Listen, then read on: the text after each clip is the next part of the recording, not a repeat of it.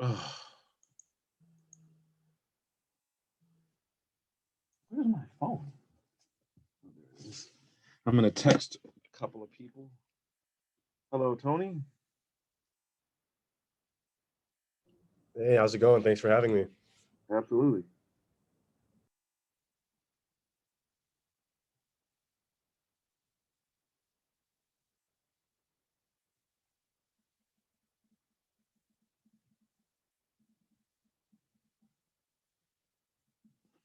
Okay, folks.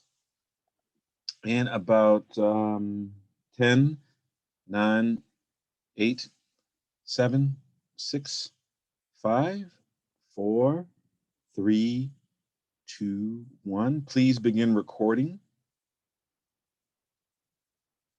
Whoever is responsible, please begin recording now.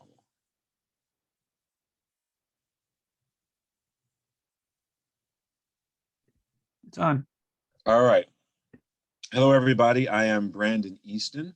I am here today for the Writer's Journey Ask Me Anything panel. It is my pleasure to be again at EagleCon in 2021. Unfortunately, we are in a virtual scenario. I would love to be seeing most of you in person, but unfortunately, our times have, changed the paradigm a bit. However, if you are here tuning in, please in the chat box place any questions you have regarding writing, screenwriting, prose literature, video game writing, comic books, graphic novels, whatever you would like to, learn more about. And if you have any specific questions, please put them in the chat box and I will get to them as we continue. Bottom line right now is that I'm going to go through a short PowerPoint presentation in regards to breaking into the writing scene. And one thing I do have to say is that there's no one way to break in. Everybody, and I mean everybody's journey is a little bit different.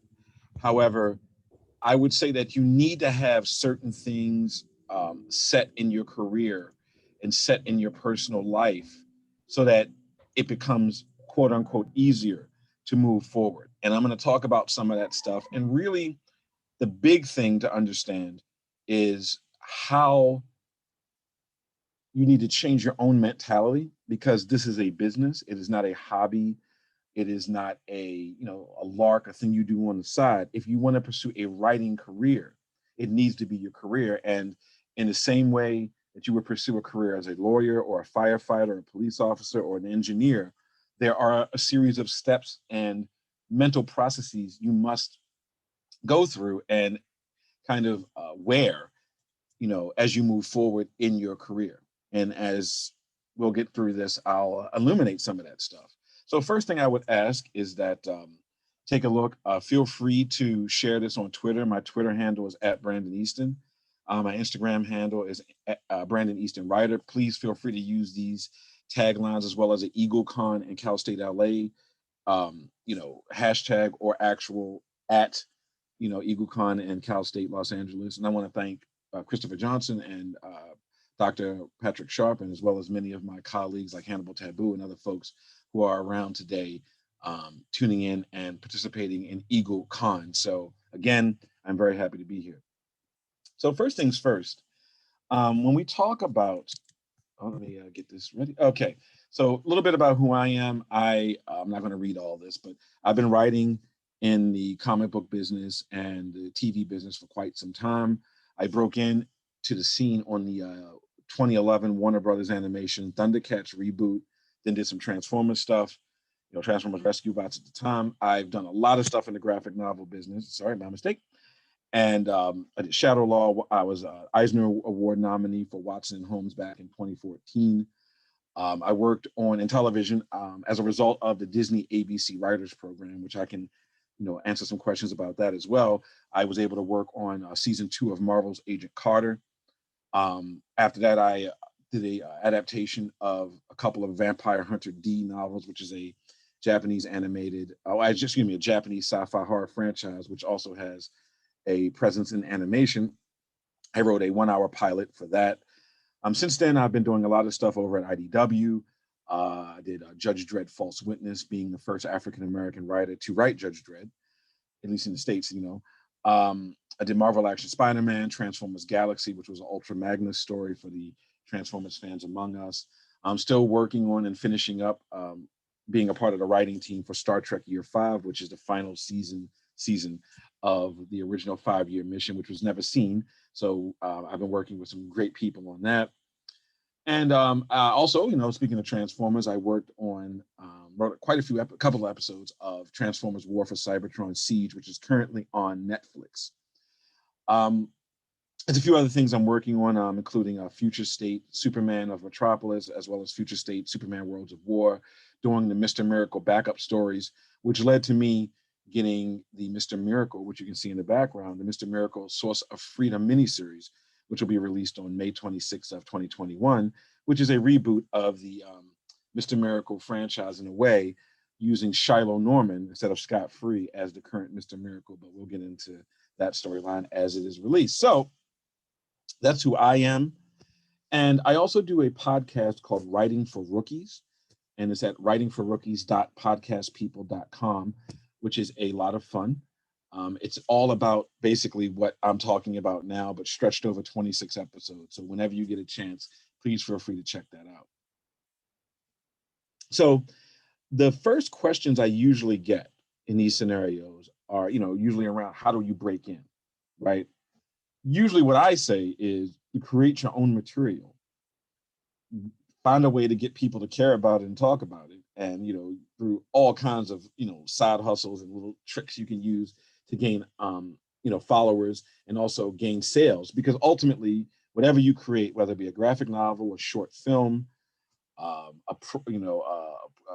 some prose work, whatever it is, people need to be able to either buy it and or people need to also be able to know you exist. So that's a whole other thing. Now, other than becoming your own generator of content and material, I strongly recommend that if you want to break into the industry from the ground up, which that is a very viable pathway.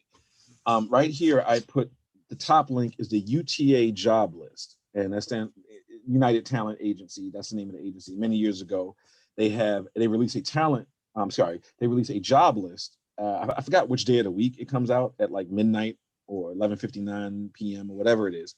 But it lists all the entry-level jobs as well as upper level, but specifically entry-level jobs at production companies, at networks, at studios, and at talent agencies where you can get in.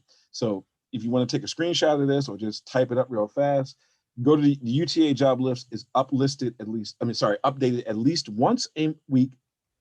And it has a bunch of jobs that even if you don't have a whole lot of industry experience, there are like the bottom level, entry level, getting coffee jobs listed on here. And if you want to work in a system, that's a good way to start. So check that out. If you are a screenwriter and you want to just go straight into the system, whether it be at a network or production company or a studio, which are very different things, by the way, there are several industry programs set up, which they also call them diversity programs, which has a negative connotation in the industry sometimes in some scenarios. And I could talk about that too. But the Writers Guild of America, which is the official union for all screenwriters in the business, they have a listing of all the industry programs. And you have people like Warner Brothers, Disney, which I was a Disney ABC writing program I was in. CBS has one, NBC has one, Nickelodeon has one. And these are programs that are usually trying to promote and identify underrepresented writers who don't have a lot of industry experience. Although I will say it does help to have industry experience for these programs, because a lot of them kind of hit the ground running. Like, they claim to be for people who don't have a lot of experience in the business, but realistically, if you don't have a lot of experience or some experience in the business, you can stumble a bit because a lot of stuff is not explained to you about how the business operates. And that's a whole other conversation. But the bottom line is these programs are effective in some levels, and they are available for people with very limited experience, provided you follow the instructions of the application to the T, and also have high quality samples that hopefully you have gotten vetted by industry professionals or somebody who knows what they're talking about, knows what they're doing, so that your application gets to the next level, right? Also, for those of you interested in the graphic novel and comic book world, there's a graphic novel submission list that shows the submission guidelines for the majority of the major and not so major comic book publishers in the business. A great majority of them do not accept direct submissions from writers per se, but some of them do, and my best advice for that would be to find an artist before you even try to submit to these people, so that you have a representation of somebody doing your scripts in a sequential, sequence. So you need to have at least, I'd say, 4 to 5 pages, and realistically, a completed comic book that you have produced somehow with high quality art to submit, because it puts you way above everyone else, because there's a lot of really bad art out there and a lot of people who don't quite fit the bill for high quality. And that stuff gets thrown into the garbage, or in this case, deleted immediately. So you definitely want to find a way to make yourself stand out. And again, if anybody has questions, feel free to type them in the chat box. I will be more than happy to answer them for you. Finally, every studio and production company and network has a job board. Like it's like either through Monster or whatever. Like they have the actual internal HR board, and you can take a look at what jobs are available there too. So that's what I wanted to talk about. Like if you just want to get in on the ground level without a whole lot of experience, these resources listed here are good ways for you to find out what's going on. And feel free to take a screen shot or a screen capture of all of this stuff. Again, I'm going to go back one page. And again, this is where I am on Twitter at Brandon Easton. I'm also at Brandon Easton Writer on Instagram. Feel free to add me. And if you want to, share this stuff and tweet this stuff, please use these hashtags, and also EagleCon and Cal State Los Angeles hashtags or actual Twitter accounts in any post you make. That'll help us a lot tremendously. Okay. So before I get into the next level, I have a question from Nestor Cortez. Hopefully I said your name correctly. What is the biggest difference between writing for TV and film and writing for a comic book or video game? Okay, so that would be 3 different things. TV and film is one format, comic books are another format, and the third, video games, is a completely different thing. I didn't talk about this in my intro, but I am currently working for Blizzard Entertainment on Overwatch 2, as well as Hearthstone. And that was my first actual video game work, and it is a completely different animal. But generally speaking,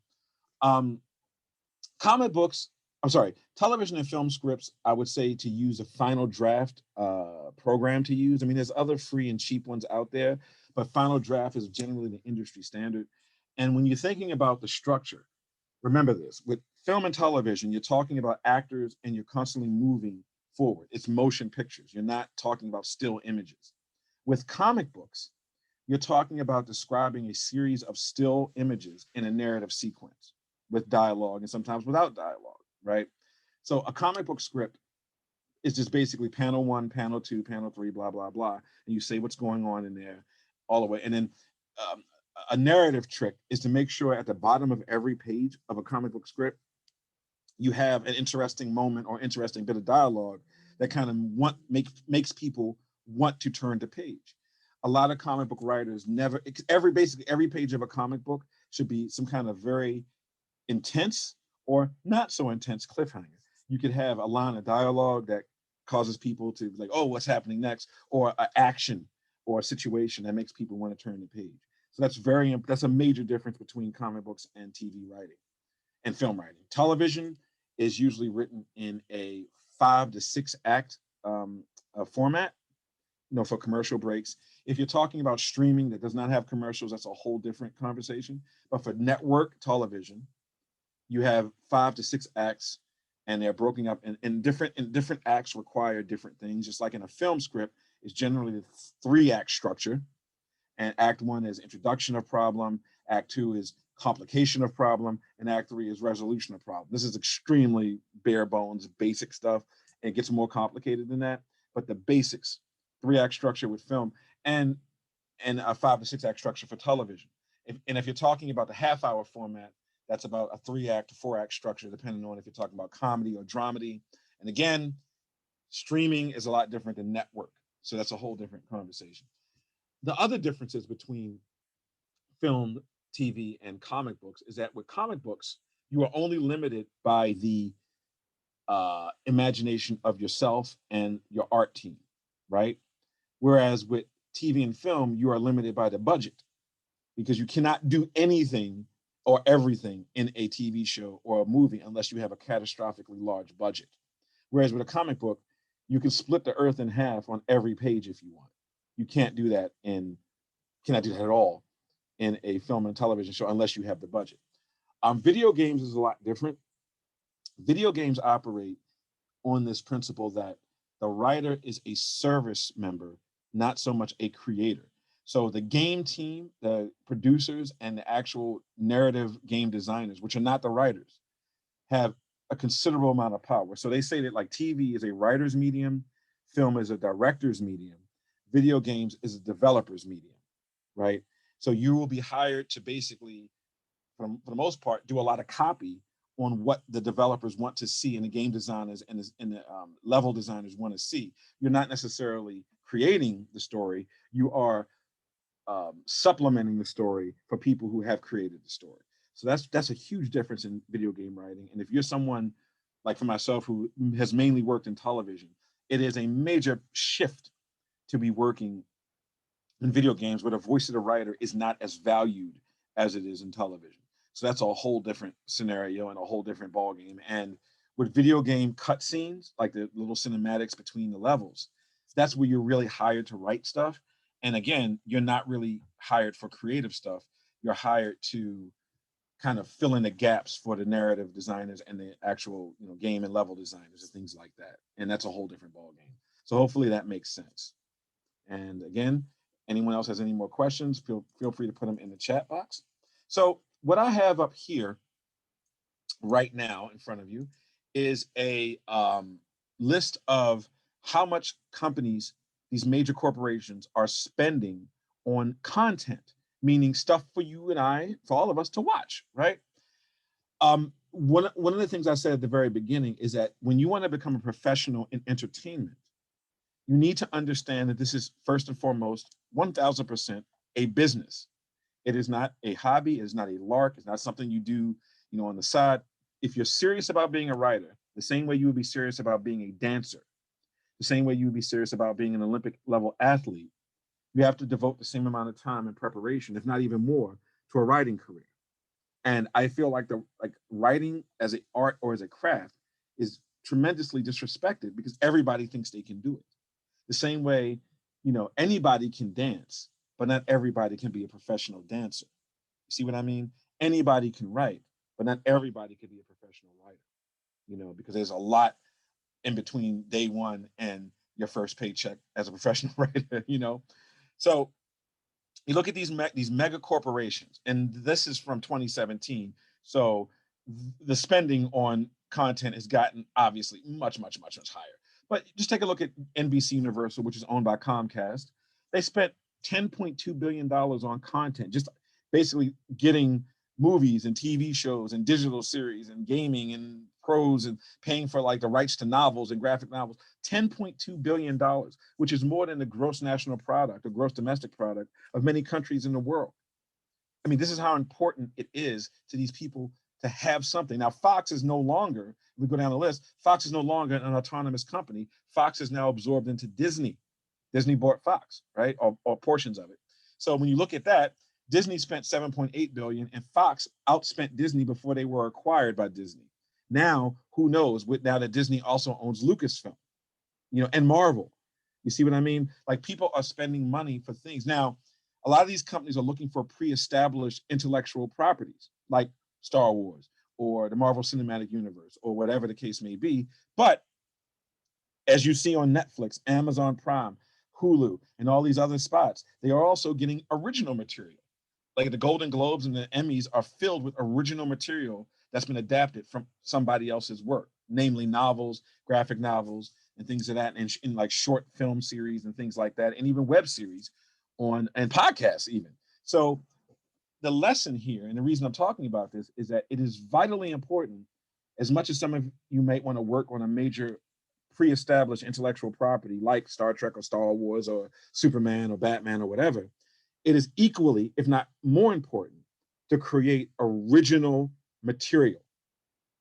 Because in the end, like the Linkin Park song goes, in the end, what really matters in this case is you having your own material to sell. Because let's say you write great spec scripts, and a spec script is something that's written as a sample that may or may not be based on an existing property. If you do a spec based on something that's pre-existing, they're going to add, and if they like it, they're going to say, well, what else have you got? And they're going to want to see something original. And that's what the point of this is. So when you take a look at this chart here, which is already 4 years out of date, and inflation and just more spending renders this completely, a little bit older now. The bottom line is there's billions and bordering on trillions of dollars at some point going toward original material. Another thing you want to take a look at, the generation gap. And this is mainly for people interested in like podcasts and music, because there's always some musicians hanging around. If you're going to create a podcast, especially a fiction podcast, take a look at who the actual adopters of podcasts are, the age, the actual demographics. This is extremely important. Over 50%, let's look at Pandora, for example, are between the ages of 12 to 24. Slightly less is 25 to 54 demographic. Over 55, you do have a digital divide. But when you are, if you want to do, and a lot of people are doing original podcasts now, do not sleep on this. And also nonfiction podcasts, right? True crime podcasts are on fire right now, and they're going to be for quite some time. In fact, one true crime podcast got turned into Dirty John, which was the series with, I believe, Nicole Kidman, and I think it was on HBO or one of those. But that's an example, and there's many more. I mean, the Elisa Lam case, which is at the Cecil Hotel, the infamous case of the very scary Cecil Hotel in downtown Los Angeles, was a podcast, and there's quite a few podcasts on them. And Netflix picked that up and turned it into a documentary series. Not to mention the Night Stalker, the Richard Ramirez one, got turned the original, or the other Night Stalker, because the original one was the other guy. But the point is that podcasts are being picked up and developed, and podcasts that are geared toward people between the ages of 12 and I'd say 60. Really, that's a big swath, but that's not everybody, but it's a big swath. Think about what you want to create. Just keep that in mind. You know what I mean? And please, if anyone has any more questions, feel free to fill up the chat box with them, because this PowerPoint presentation is not very long. This one is one that's better when I have a crowd. This is just the chart of what Hollywood looks like from the inside. Okay. Now, what this is everybody who creates content or needs content through a massive variety of interconnected chains of revenue, interconnected chains of streaming, interconnected chains of ownership. It's all represented here. And this is the source at the bottom. I strongly recommend folks take a look at this if you get a chance, because this is almost like a business, like an economics course on Hollywood right here in this image. It's like who creates content, who distributes content, and the ways that they do it. It's right in front of you right now. A lot of people don't even think about looking at this. This is vitally important, because these are the people who you want to connect with. Now, generally speaking, at the very bottom of this chart is where you, the writer, will kind of enter in at, because usually your work is either licensed or outright purchased by one of those groups at the bottom to push through the various means of distribution globally. And this is the stuff that's not talked about. At Comic-Con, they don't talk about this. At San Diego, WonderCon, they don't talk about who is creating material and who is distributing material. This is very important, folks. Do not sleep on this information. Do not disregard it. This is very important for you to know. And I have a question from Hannibal, which I will get to in 1 second. And this is really important here. This is more about the paradigm shift that I mentioned at the very, very beginning of the process of this podcast, of this conversation. That basically, what should your mindset be like in the pursuit of a career? First of all, always make time to create under any circumstance. You know, nobody cares about your excuses. Like if you get to a certain level, excuses are completely they're not taken seriously. They are not understood. People are just like, nobody cares. Just work harder, get it done. And I would say adopt that. I'm not trying to dismiss or disregard anybody's personal situations, but realistically, nobody cares unless you have a product to sell or to distribute. Number two, this is very important. If you are going to try to network with other professionals who are further along than you, make sure you have something to show. Like, if you want to do movies, have a short film to share or a web series to share. If you want to break into comics, you should have your own graphic novel, or at least one issue of something that you wanted to create, because everybody's aspiring, right? Everybody's always aspiring, but very few people have something to show. And the way to get past the gatekeepers, which there are many and they are getting thicker and stronger and tougher, is to have something to show. And if you don't, why should anybody take you seriously? And that's a serious question. It's not my question. It's a question that I learned the hard way, because I made some mistakes early on breaking into, and I moved to California in 2008, and I had some stuff done, but I learned the hard way. I didn't have enough stuff done back when I moved to this town. So keep that in mind. Always have something to show.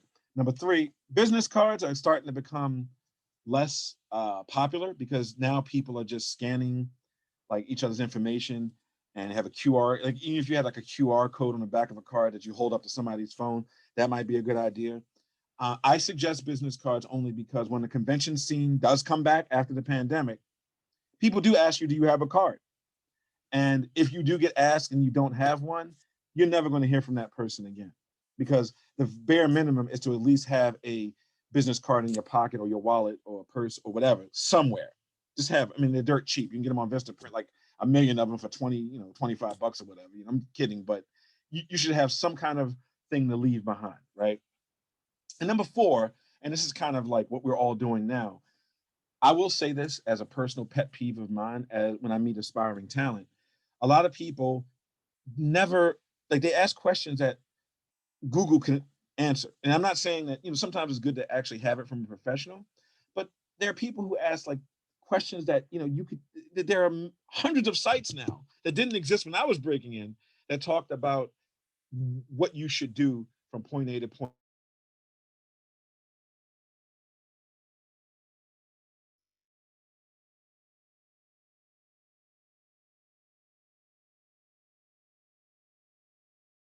Point B to this, get from nothing to some law school reviews or medical school reviews. They talk to people, they do the research. And I feel like a lot of people don't do enough research these days. And a good way for people to not take you seriously is if you come off like too much of an amateur. And again, this is not me, this is my experience. This is things I've had thrown at me, and I've made some big mistakes in the past. And if you want to be taken seriously, come to people with a little bit of background knowledge. Okay. Okay, so Hannibal's question was, you talked about the difference between a narrative designer and a writer on video games. What is the difference and how to achieve those career paths? That's a tough one, because narrative designer is an umbrella term for a lot of different roles within a video game development company, within video game development, right? Some people who are narrative designers have backgrounds as writers and as IT professionals, right? Some people have had a lot of experience with shepherding a game from an idea to a finished product, and in the process become narrative designers, in the sense that they design the story of the game in tandem with the game team. And the game team is usually the people who are actually physically developing the levels, who are constructing the character designs and the IGCs, which are the in-game cinematics, right? If you're a writer, you can be a writer of anything. You just have to, impress them. I mean, because writing jobs open up at video game companies pretty much all the time, because it's a high turnover, because it's a lot of burnout. It's a lot of reiteration. In other words, rewriting the same sentence 400 or 500 times. And I'm not kidding with that, because I've done that at Blizzard. I'm not criticizing. It's just a statement of fact. So a writer in a video game, quote, writer in a video game company usually is somebody who has had some success outside of games, usually in graphic novels, animation, TV and film, things of that nature. And then you apply the same way you would apply for any writing gig, and you go in that way. Narrative designer, I think, tends to be more on the physical video game content development side. Someone who has that experience with writing chops, because that definitely helps. And those are usually senior level people, not folks who don't have a lot of experience in gaming, but people who have had considerable success in gaming or experience and now can lead a team of writers and content developers forward. Hopefully that makes sense. The second question I have is from Nestor. In regards to writers not being as creatively important to video games as developers are, do games like God of War, the 2018 version, who have great stories, work differently on a creative level? No, I mean, I can't speak to God of War because I was not a part of that development or creative cycle. I can say, however, that God of War had the Greek myths or Roman mythology, whatever you want, as its basis, which are some of the greatest stories ever told. So in drama and in action. So that allowed it to be better because you were using a core base model of great storytelling. I would assume, because this is all supposition on my part, I wasn't a part of the development team, but I would say that everybody's goal is to make a great game, right? And God of War by 2018 had a few games behind it, a few award-winning games behind it. So when you're a franchise like Halo or Crash Bandicoot or Resident Evil or Call of Duty, all that stuff, once you're deep into a franchise, your quality control is off the charts because you cannot allow that next game to suck, right? Even though you could make a lot of money and the game suck, you don't want it to suck. So I would just say that there's a lot of quality control and quality assurance in a game like God of War that would make sure that everybody was on point, okay? So hopefully that makes sense. Next question is from Christopher Johnson. What are your thoughts on trying to build a social media brand before planning to approach producers or publishers? For instance, what's the value of being able to say my webcomic has 100,000 likes versus pitching an original work that no one has seen before? That's an excellent question. It's a very complicated answer. We don't have the time to get fully into it, so I'll give you the bare bones of it. I do know for a fact that editors at DC and Marvel do check people's social media, not only to see if they're a lunatic or not, but also to see how many potential buyers that you can bring with you to the scene. A webcomic that has 100,000 views or 100,000 likes, that's good. But if you could get 500,000, that's a lot better. Because a lot of people are getting 100,000 likes. It doesn't necessarily mean anything as it used to. I would say that creating a brand before I'll put it this way. You don't want to be asking, you want them to be asking you, right? You don't want to be knocking on their door. You want them to be asking you to work for them. That's where you really get the cachet, right? The person who's constantly, hey, I want to work for you guys. I want to work for you guys. Guess what? They don't care so much because you start to look like, and I'm not saying this about anybody in particular. I'm saying what I've witnessed over the years, and even talking about myself on a smaller level. If you come off like too eager and too much of wanting to be a place, they will look at you as a poser or a pretender, and they won't take you as seriously as somebody who has already built a cachet. I'll give you an example. Brian Michael Bendis, arguably one of the most successful comic book writers of all time, period. Regardless if you like his work or not, pure numbers, right? Brian Michael Bendis. Before he got hired in Marvel, he did a series of crime and nonfiction graphic novels on his own, and those did so well that you couldn't turn them away. I mean, we're talking about stuff like Torso, about the Cleveland Torso murders of Kingsbury Run. You're talking about Goldfish. You're talking about Fortune and Glory, which is the story of how he actually got into Hollywood. I mean, it's a lot of stuff like that. If you look up his, before he got the powers, before he did Spider-Man and all that stuff, look at how Brian Michael Bendis started his career, or even Greg Rucka, who did novels, and people like Greg Meltzer, I think that's his name, Brad Meltzer, who did stuff for DC. And Tom King did a novel first. Tom King did a novel. you know, who I met the first time at New York Comic Con when the first year he was ever there selling his novel. A year later, Tom King's on Batman. So I'm just saying it's better to have something to show and have a bit of a cachet. Yeah, it definitely makes a difference. If you want to pitch original stuff, they'll only listen to original stuff if you can come to them from, let's say you came from television or you came from film, or you're like Ta-Nehisi Coates, you know, who had a cachet and an audience that Marvel recognized and brought him on board, and now he's writing a new Superman movie.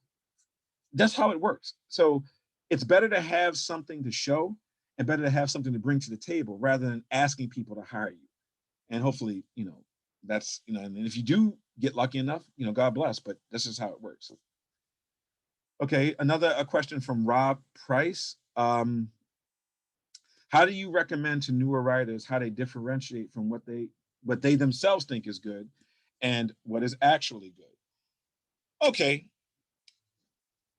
So there's several things you can do, and that's a very good question. First thing you could do is find a writers group. There's a lot of online writers groups. Before the pandemic, there were tons of writers groups everywhere, right? There are great forums for writers groups. There's also Masterclass, which is like real people, not real people, but established professional teaching courses on every subject you can think of.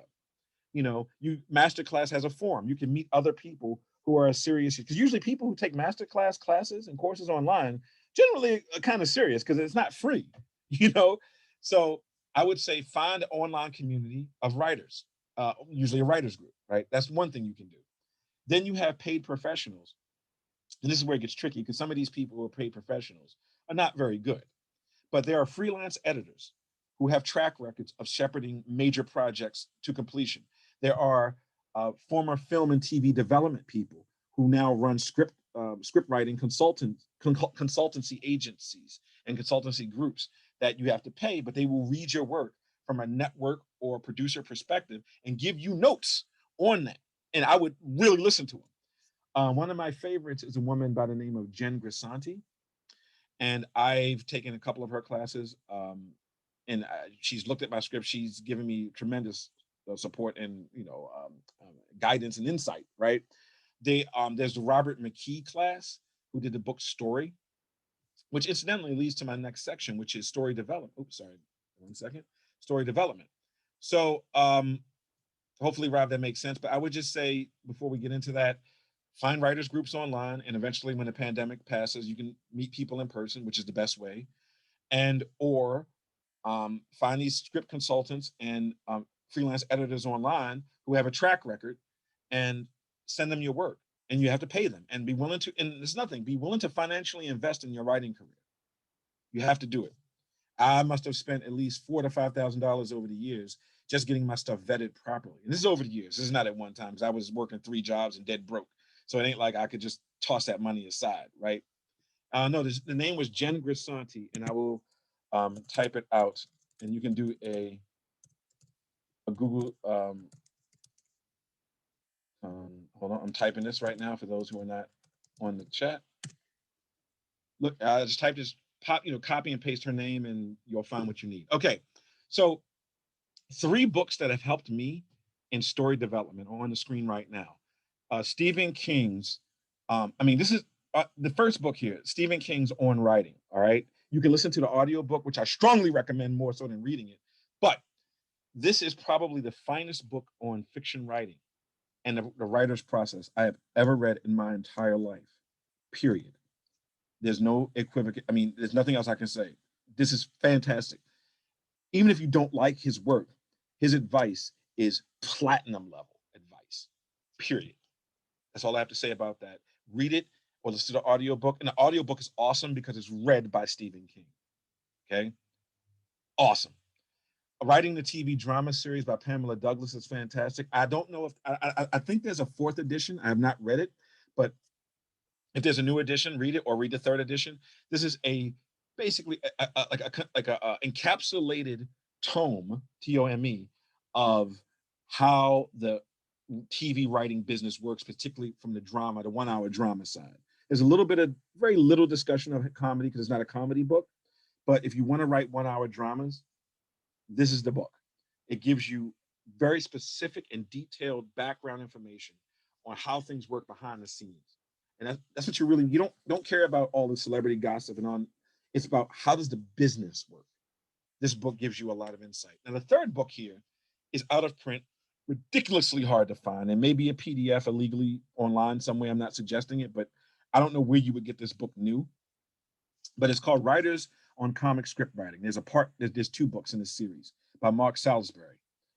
This book came out in like 98, 99 or 97, 98, 99, back when Wizard magazine, every name on the cover of this book right now was championed by Wizard magazine. So all these people have sold like millions of comics either individually or collectively, right? Tens of millions even, right?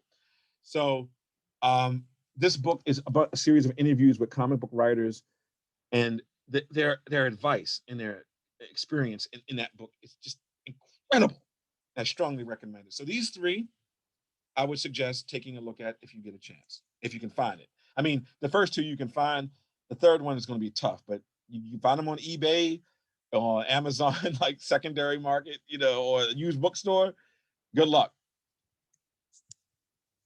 Are there any more questions before I move to the next level? Okay, so real quick, industry research for TV and film, Variety, Deadline, and Hollywood Reporter. All three, they each have their own vibe and voice, just like every different newspaper does.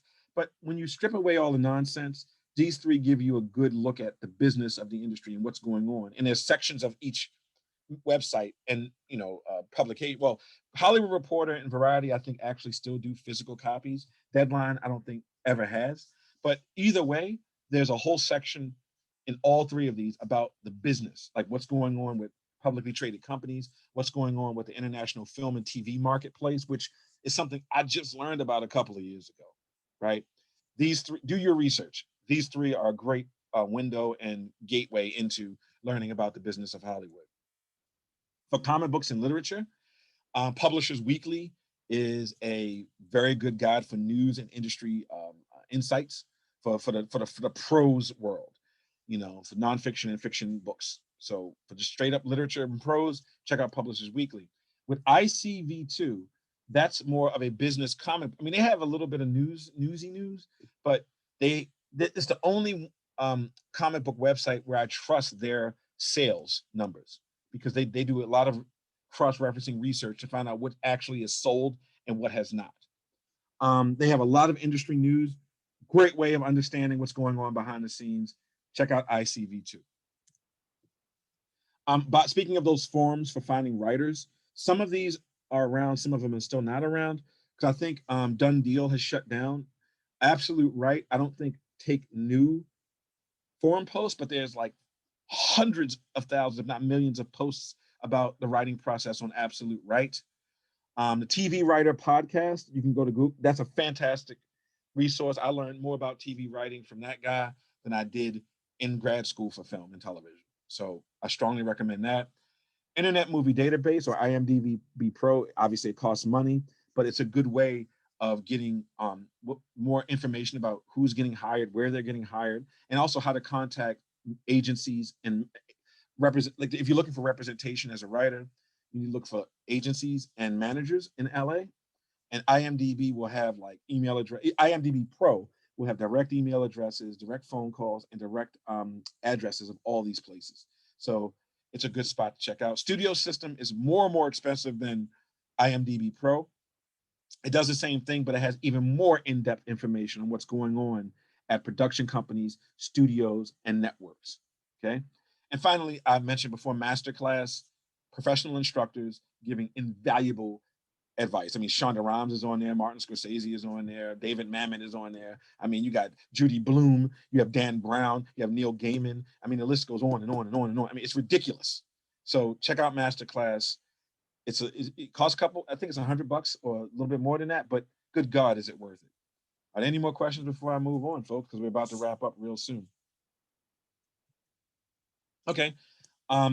Here's some examples of people who did their own thing and became extremely successful. I mean, Issa Rae obviously she's now on, wrapping up the 5th season of Insecure on HBO. She did a web series that catapulted her to fame. It was called Misadventures of an Awkward Black Girl, like her book is called. She financed the first season out of pocket. It was a web series. Second season, she got kickstarted. After that, it got the attention of a whole lot of people. And next thing you know, she's now her own marketing empire, her own media empire around herself. You know, Andy Weir, a NASA nerd, you know, wrote and self-published a book that's basically Robinson Crusoe on Mars, but is done as an epistolary novel. Absolutely brilliant concept, right? He did it himself, put it out there, got some success. Eventually, a major publisher picked it up. Within a couple of years after that, Ridley Scott directed the film and then won tons of awards, all because he wanted to do a NASA adventure on his own. Nobody hired him. He did it himself. Finally, the pseudonym of E.L. James. This was originally 50 Shades of Grey franchise, which, whether or not you like it or not, is a very valuable franchise. And it's a good example of someone who took basically what was Twilight fan fiction and morphed it and twisted it just enough to where they can own this concept. And it turned into a series of movies that did very well internationally. And the books sold like wildfire. Again, the bottom line is do it yourself. You know, these were all original. I mean, even though they started as one thing, they eventually became an original vision, which people will always pay for. Original visions. And they all use the internet to get their name out there. I mean, this is just what it is. And, you know, and that's that. So let's see what's next. Yeah, I'm going to skip this. I would say podcasts are very important. You know, podcasts are very easy to produce. They're dirt cheap. You know, with $100, you can set up your own podcast studio. I mean, literally. I mean, you need to have a good computer, but with $100 extra bucks, you can get a really good microphone, get some web space, invest in some pretty good sound. I mean, there's free sound design software out there, but if you really want to get serious about it, you might want to get like some pretty decent sound editing software. And there's even podcast production software out there that'll take you through the whole process. You just buy the package, you know. Podcasts are the new radio dramas. I mean, like I said, a bunch of shows and movies have been picked up from podcast concepts. I do two. One is called Writing for Rookies, which I mentioned before, and the other one is the Two Brandons podcast, done with another writer friend of mine named Brandon Thomas, who's also writing stuff for DC Comics right now. He also has his own big project called Excellence and a bunch of other stuff. I mean, look up Brandon Thomas. The guy's done a lot of amazing stuff. But the beauty of radio and the beauty of podcasting is that unlike any other medium, radio and audio dramas feels very personal because it feels like a person is talking to you because it's not a communal experience. Most of us now listen to audio stuff in our cars by ourselves when we're working out or we're taking a walk, or it's usually a very one-on-one type of vibe. If you're on a plane, you're not doing it with everybody else. You're listening to it and it's your experience. And there's something about that cannot be replicated even with books or movies or TV. Having a voice in your ear with no accompanying images is very important. So podcasts, I would just say, you know, if you're having trouble getting your writing down, talk it out. And if you can talk it out, write a podcast script. There's plenty of examples online for free, right? And there's a tutorial at the bottom from Buzzsprout, like how to make a podcast. It's all there. My friend Ramon Govea, he's also a producer and creator. Check out his Instagram. He has a lot of information about how to start from scratch. His Instagram is at MAROGUE and Marogue. Absolutely check him out. This guy has a lot of great information to share. Any more questions before we move on? Because I'm about to wrap up real soon because we're coming up on, looks like the 3 o'clock hour. Yeah, it's 2:53. I have time for at least 2 more questions if anybody has any before I sign off. Okay. And okay, so that's that. So I will go back to the beginning so that people can take a look at my hashtags and the ways to find me. I'm on Twitter at Brandon Easton, Instagram, Brandon Easton Writer. Check out my Writer's Journey. The Writing for Rookies podcast. And on YouTube, I've done this same presentation with a bunch of other people at various conventions. So if you look up Writer's Journey and my name, you will find clips or whole recordings of panels I've done at San Diego and at WonderCon on this subject alone with big time people who were much more accomplished than myself, you know. So I would say that's okay. We have one more second slide. Who is Rob? Second slide. This one. Oh, this is just a little bit about what I've done and so forth and so on in the business. For those who want to find out more about what I do, in the next this week coming up, I have two Superman projects coming out: Superman Red and Blue, as well as Superman Truth and Justice. Red and Blue is a story about someone in pain in Metropolis and what that means to Superman when if somebody is suffering from drug addiction. How does that work in a world where Superman exists? In Truth and Justice, I do an entire Superman story about mass incarceration of African American men. Check that out. They're both out this coming week, I believe. Coming in May, behind me, as you see, is Mr. Miracle. I am rebooting the Shiloh Norman version of Mr. Miracle for DC Comics. The story is called Mr. Miracle, The Source of Freedom. They'll be out May 26th. And right now, Transformers War for Cybertron Siege, which I wrote, I think, half of the first season of, is currently now on Netflix streaming. You can watch it anytime you like. And I get in Star Trek Year 5. I mean, we're wrapping that up. It's the fifth unseen year of the Enterprise crew's original 5-year mission. It was written with a big writing team. We're wrapping it up. Issue 20 or 21 or 22 is going to be hitting stores right now, real soon. It's a Spock story where he goes back in time to the actual day when the Romulans and the when what would be the Romulans split from the Vulcan community. So yeah, that's some stuff that we have going on, and I think that's about it. So if anybody needs to see any more slides before I sign off, this is the time to do it. If you have any more questions, this is the time to ask. Otherwise, I'm going to go through these slides one more time, and then I'm We going got a to hand from Nestor. Nestor, did you have a question? where Yeah. I don't see Nestor. It didn't show up. Oh, it's all right. If I can ask a question, it's going to be about whether the difference of writing for say a network television show versus a original content like online series show. What would be like the benefits to one or the other? Well, when you say that, when you talk about the second one, do you mean one that you financed yourself or one that somebody paid you to put online? Yeah, I mean like how your certain Netflix series is like it's direct content to paid viewership. Is that more freedom or better than a network television show? Like do you get okay. Yeah, that's a much bigger question. So first, with Netflix, I mean, they like for a TV show that's going on Netflix or wherever it is, you have to be hired to work on those unless they purchased your original concept. Obviously, I didn't create Transformers, so I was hired, and I like you're usually at the latter end of development when they bring in writers in. So with that, you do have a very strong structure to work within. You're not allowed to say or do whatever you want. Like when I was working on the Transformers show, we had to answer to Warner Brothers, Netflix, Rooster Teeth, who was one of the production companies, and Netflix, and Hasbro, excuse me. So that's how that works. You have to kind of fit in somebody else's structure. If you do your own thing, I mean, there's pluses and minuses to both. Like when you do your own original thing, as long as you can afford it, that's ultimately what you want, because that could lead to many things. Like Issa Rae did her own web series, Awkward Black Girl, and that led to her HBO career and her big movie career now, right? But at the same time, like I've never had, I mean, up until recently, I have not been financially, I'm not financially stable enough to afford to produce a web series. I mean, I'm going to try, but my goal would be to have my own material out there, because that's really what your goal should be.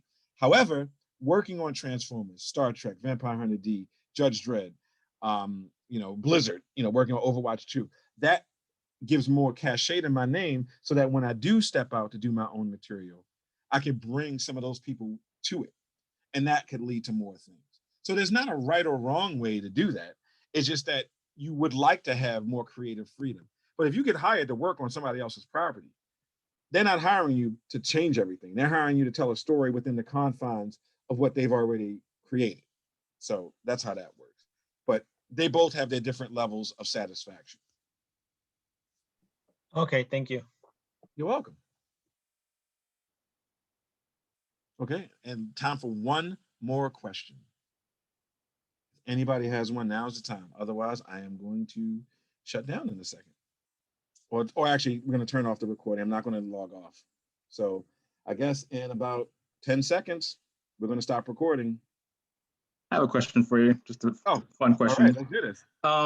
You've done so many different things and worked in so many different projects. To date, what's your favorite? Wow. I mean, it's like asking somebody who their favorite kid is. Nobody wants to really. Everybody has one, don't lie. Okay. No, I'm just kidding. I mean, wow, it's tough. I would say in graphic novels, the Andre the Giant biography I did called Closer to Heaven was one of the most spectacular experiences in my life, because I actually got to share something I cared about, which I've been a wrestling fan, pro wrestling fan my whole life. So to be able to work with Andre the Giant's surviving family on that project was just absolutely incredible. I mean, it was a great experience and I'll never forget it. But I can't say that it wasn't, I had other stuff that I also liked. So, there's other things. With that being said, the Transformers show, War for Cybertron Siege, I mean, I got to write Megatron the way I always wanted to write Megatron as a kid, because I was a Transformers fan since day one. I got to write a dark, adult-oriented story, not adult content, but adult-oriented story featuring Transformers on the final days of this Cybertronian civil war, as the Autobots are basically about to get kicked off the planet. That story is just, you can go watch it. I wrote episodes 4, 5, and 6, and that experience was just, mind-blowing. So, I wouldn't say it's my favorite, but it was one that was just, it was a piece of my personal Infinity Gauntlet, which I don't have Star Wars in, but I got Star Trek, Judge Dredd, Transformers, Marvel stuff. I wrote Superman, and I have a Batman story coming out this summer as well, in the new Legends of the Dark Knight anthology. So it's one of those things where I've got my own personal Infinity Gauntlet of content I want to write, and I've almost filled up all the jewels. So I would say that, yeah, those two, Andre the Giant and Transformers War for Cybertron, they really stick out more for just what they meant to me personally. So thank you for that question. All right, and I think that we should probably stop recording now.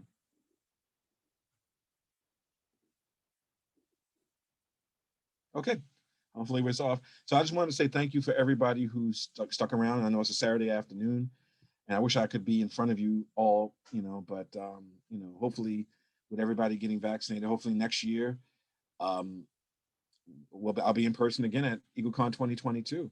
Also, there's a store at the Carson Mall, or known as the Del Amo Mall, called Black Star Collectibles, and I'll be doing some signings there, especially for Mr. Miracle and some other stuff coming up probably in May.